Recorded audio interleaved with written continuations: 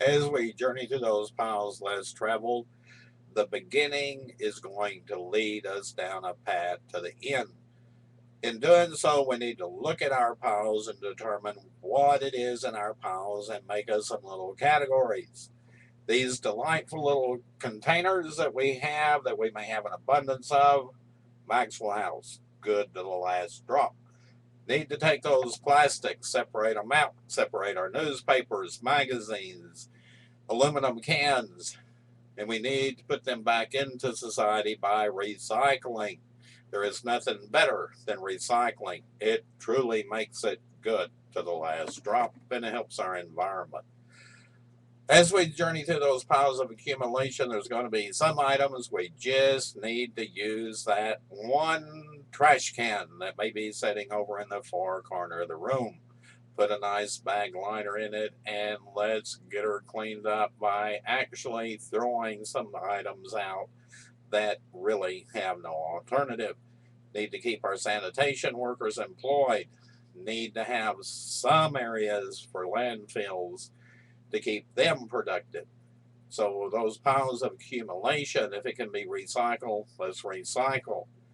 Help our organizations by donating those to charities, to our town needs, VFW, Boy Scouts, Girl Scouts, all kinds of organizations can benefit from that money.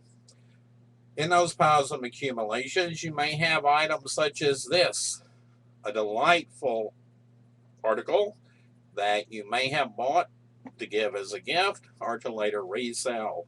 It's time to do that now. If it was a gift, let's give her away. Let's get it to the person so they can begin to have good memories.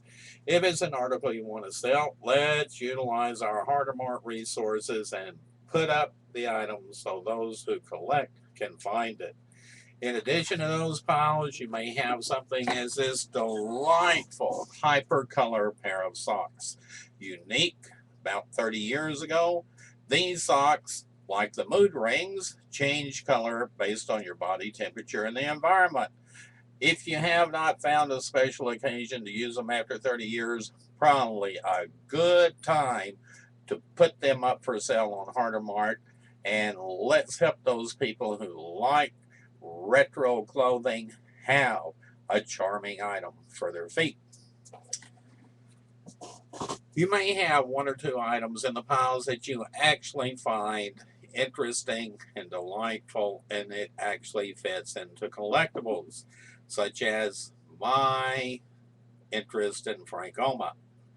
Frank, a professor at the University of Oklahoma, developed a system to where he wanted Oklahoma to have pottery that was competitive with Roseville and McCoy. He began the process. We'll talk about that later. If you have duplicate items in your collectibles, go through those. Let's narrow that pile down to a true collectible collection. Sell those excess pieces, make you a little money, and then expand appropriately your collectibles. One of the areas that is often most difficult for all of us is when we come to those items of personal family involvement. Historically, they may be heirlooms, they may be in our inheritance, they may be something of our own personal career, our childhood, spouses, children. We cannot keep all of those. We must remember that the emotional attachment are the feelings and the memories inside, not those particular articles. We cannot keep everything from everyone. Let's go through those items, begin to select those that are meaningful, give others to family, close friends, and let's use those others to reward those on Hardermart who may be looking for that particular item for their collectibles and share those memories.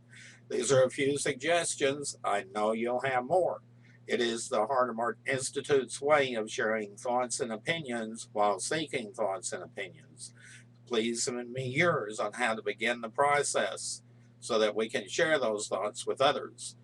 Don't be the weakest link as we clean her up and support one another in those endeavors.